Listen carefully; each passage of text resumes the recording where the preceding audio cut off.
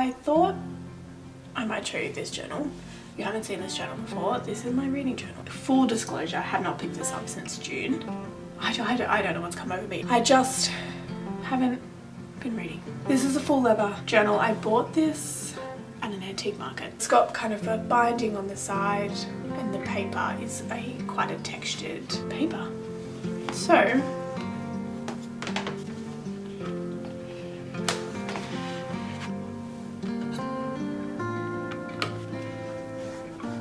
this is my cover page. I started this journal in 2024, possibly mid 2024. So there's a couple of years in here. This initially housed all my book covers, which you'll see what I mean in a second. I got too many of them, so now they don't live in here and this is just empty. Right, so I started this book tracker. This one was for 2024. As you can see, I read 34 books in 2024. My goal was 25 books. So when I accomplished that, it's got the little stars. I did try and track my physical TBR on this kind of shelving page. It just didn't really click for me, and I just didn't really, it wasn't an effective way for me to track my physical TBR, so hence why it's largely left blank. In January, I did receive an invitation for Fairy Loot, so in 2024, I tracked the books that I received from Fairy Loot, and then I did cancel my subscription in September, so hence why it's partially completed.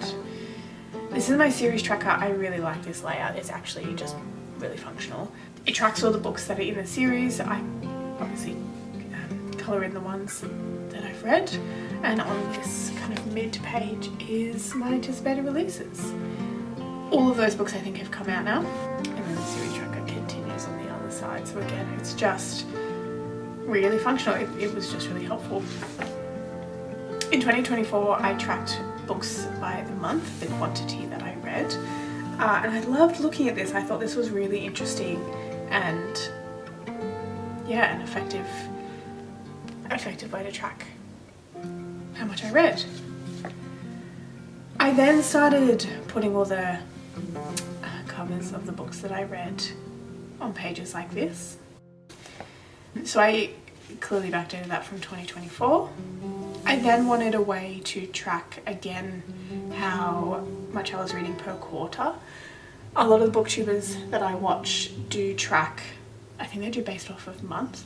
I don't. There's only so much time in a day and I couldn't read that much, so I did it by quarter. I liked this, but I did end up finding it was a little bit repetitive. So you'll see that it didn't really get continued. I then did what are these called again? Obviously this isn't very visually appealing because I did it by month, and I mean, do I need to say more about Kingdom of Ash? I clearly had a fave. Kind of from this point, I then decided that I wanted to use this journal as just a creative outlet as well. So I did, and I have started creating pages and spreads that are kind of purely just aesthetic, and it's just a place for me to be creative. So I think this is super cute. Okay, so this is my spread for Throne of Glass. I kind of incorporated a bunch of stickers. I did some printing. I purchased some stickers, some ephemera. And what I try and do in these spreads is capture the vibe of the series or the book. This is one of my quarter spreads, books that I read in that quarter. This is purely just vibes. I wanted a dark academia spread. And I remember at the time thinking I didn't have enough dark academia kind of ephemera or stickers to do this spread justice. Quarter spreads again, not super creative for me. I then finally sourced a star stamp, which I had been looking for a really long time, and I really found this quite effective. I really enjoyed putting the red book here and then my star rating. Loved that. I obviously needed to practice using stamps. This is just aesthetic spreads, just creative spreads. There is a name for this type of spread. What is this called? If you know, please comment. I created this window which then backs onto this, and you get our girl captured in the little window. I took inspiration from Pinterest for this spread, and this is probably one of my favorite kind of jewel spreads. We then moved into 2025. So this year I have read 28 books. As you can tell, I had a fantastic first half of the year, and I absolutely let it all go the second half of the year. And I had a 2025 Hall of Fame, so these are for my 5-star reads. Obviously Zodiac Academy was having, and yeah, it's forever having its moment. This is my book by month for 2025. I really like the aesthetic of this spread. I love this, it's so cozy. Love the tones. As you can see, I haven't picked this up since June. I actually don't know if I've read a single book since June, so this might be blank and very sad, but nonetheless still good to see. I then did a double spread for Divine Rivals and Ruthless Vows and tried to capture some of the aesthetic and some of the things I kind of pictured. Then we've got our Zodiac Academy double spread. Love this spread. I picked out some fan art from the internet, from Pinterest. Same here. I love in the back some like Gemini horoscope type painters. This is a very jarring and different aesthetic to the page prior. This is my DNF series. And then I've got a continued series tracker. You can see I'm starting to use a lot of my teeny tiny little stickers. I then got some more anticipated releases because I ran out of space. I really like this page and the aesthetic of this, and then continue just books that I've read. As you can see, I've got a couple that I need to fill in. This is a double spread for Binding and Keeping 13. I loved that series.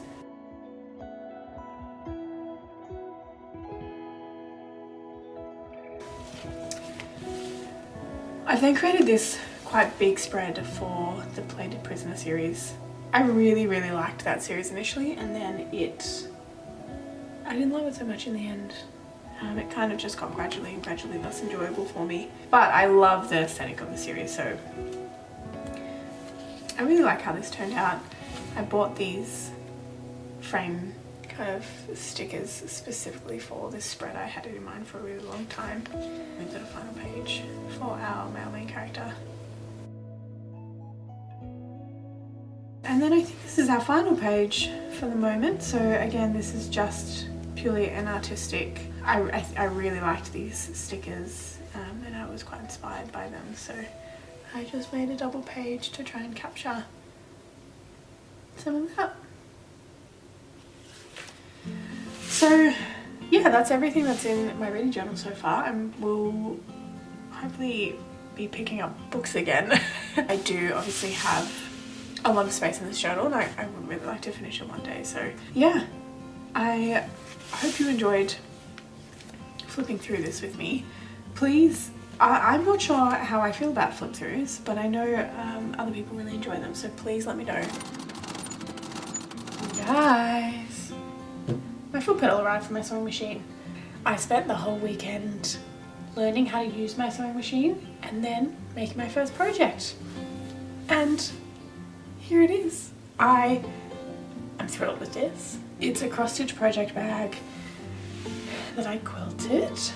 I spent a whole weekend. It was a 2-day process to learn how to use the sewing machine and then also put this project together.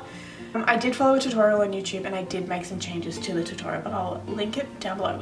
It was really wonderful and really easy to follow for a first project. The tutorial that I followed had a vinyl front. Obviously I changed that and made it a quilted front, and it was fine. I didn't really have a lot of trouble. There wasn't any big changes to that tutorial that I needed to make because I changed it to quilting. I did interface both sides of this material, of the kind of front quilted section, and added in some batting. So it is nice and structured. It kind of just feels feels like a quilt, to be honest, and I really, really like it. It's exactly what I wanted. I'm really happy with it, and it's just so functional. I did struggle with this zip. I don't know if it was ambitious of me to do a first sewing project with a zip, but I did, and we did battle. I did stitch and then unpick this zip, honestly, maybe 15 times. I had a lot of trouble with the zip puckering, so I was trying to attach this top bit at the time, and yeah, so, like, this is all cotton, 100% cotton quilting material. It was a nylon dress zip. I don't know if that's a fundamental error on my behalf. I have gone back and tried to find, like, is there cotton zips, and I don't know if that's a silly thing to say, but all the zips are like advertised for the item of clothing you're making, rather than it being like a cotton zip versus a nylon zip, which, I don't know, it's a tough world out there in the sewing community. I have no idea what I'm doing, but I'm trying to figure it out. So yeah, this zip kept puckering. I trialed so many different things. I changed the material, that didn't really help. I changed the tension on my needle, that didn't really help. I changed so many things, and yeah, I could not figure it out. So in the end, I ended up interfacing this top panel that attaches to the zip, in the hope that, because I thought that it was a material mismatch. So I added some interfacing to try and avoid some stretch, because I thought maybe the material was stretching. That seemed to help a little bit, but honestly I then just went in and ironed it flat and kind of forced it in place. I don't know, it seemed to work. It kind of all came in together. It is still a little like wavy. I don't know if you can quite tell, but it's not noticeable. I mean, it is a zip, aren't zips all kind of wavy? I don't know. I did go to some fabric stores and make some purchases, so I thought I'd do a bit of a fabric haul and haberdashery haul, maybe. I'm not sure if that's what technically these items are. These are my materials and I really love them.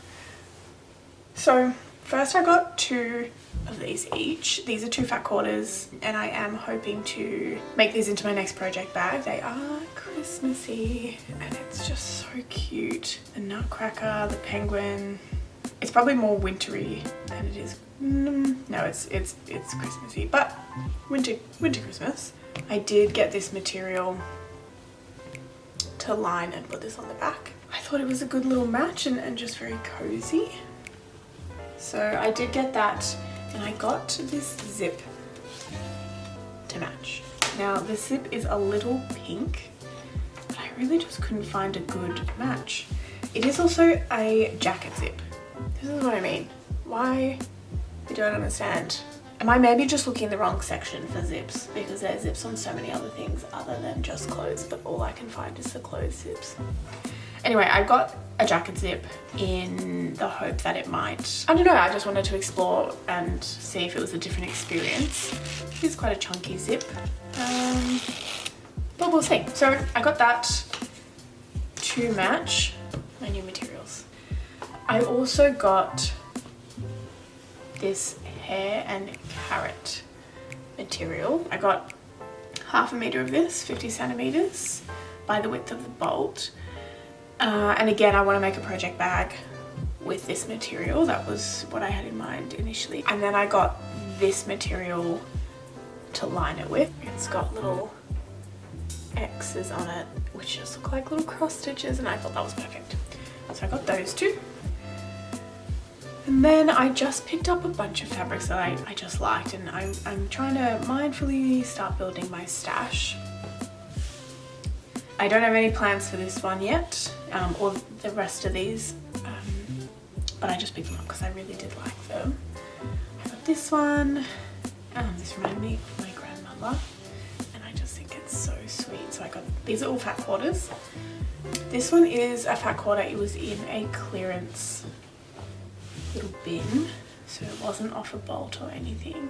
Very sweet. I got this pattern. I thought this was a really nice staple. I really like the autumnal colours. Yeah. This is my favorite. I actually, when I was picking out my bolts, I had the thought that I wanted to get more of this one because I really like it, and forgot, so I got a fat quarter in the end, but it's this really small gingham. And then the last one I got is this, just really small. Again, I got what was left on the bolt of this one, so I got a little bit more. Also, it was a really lovely colour, so I picked that up. In the process of making my project bag, there was a couple of things that I realised would be helpful to have in my collection in terms of tools. So I picked up a couple of other things that I think would just really help the process. I got some basting spray. I obviously didn't do my project bag with a basting spray. I don't know if it's essential, but I did think it might make it a little bit easier, so I just picked some of that up. I also grabbed a crease maker when I was quilting the diamond pattern on my bag. I didn't have a very good way of creating some lines or indentations or anything to trace to keep my lines straight, so I thought this might come in handy. But I also got these pens, and I saw someone, I was watching a YouTube video and they had something similar to this, the same kind of product design. It seems to be a heat erasable pen, which is sort of really handy, so you can draw your lines on the fabric and then use your iron to erase the lines, and yeah, I think that's really practical. I also grabbed a bunch of zips. I just thought I would grab a few. These were when I bought my other zips. This is the same zip that is on my project bag. These are 14-inch dress zips. I don't know if it's the right zip, but that's the zip I did get. I did anticipate I would probably make some errors, so I grabbed a couple spare. I've also grabbed a few buttons. A couple of these, one is a spade, one is a little rake. These are going to be difficult to see. I thought this would be really nice to put on my zipper pull. And then I also got this button, which was a little bobbin, and I thought that was just really cute. I don't have a plan for this, but it was kind of too cute to pass up, you know?